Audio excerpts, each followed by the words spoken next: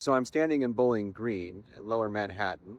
I'm standing in an area that was once settled by the Dutch and later by the English after the English conquest in 1664. Behind me is the Alexander Hamilton Customs House, which was once the site of first Fort Amsterdam and later Fort George. But behind me, in Bowling Green Park, is the site of where the statue of George III once sat. It was a gilded equestrian statue. It was erected by the colony of New York in the early 1770s as a thank you for the king's role in the repeal of the Stamp Act of 1765.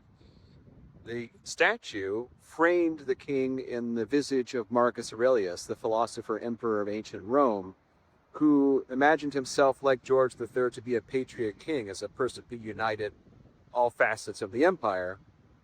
Now, on July 9th, 1776, hours after George Washington ordered the Declaration of Independence read to the Continental Army, a mob of soldiers and civilians ripped down the king's equestrian statue, decapitated it, cut off his nose like a common criminal in this act of fictive regicide. Part of his body was then taken to Connecticut, where the statue, parts of it at least, were melted down into 42,088 bullets.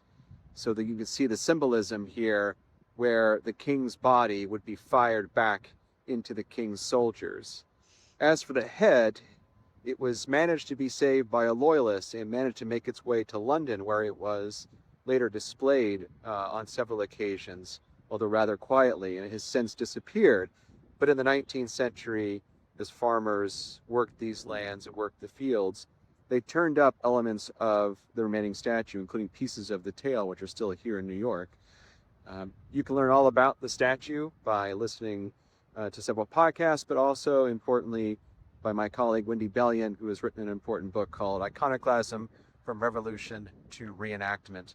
And you can learn about this act of king killing in the early days of the American Revolution.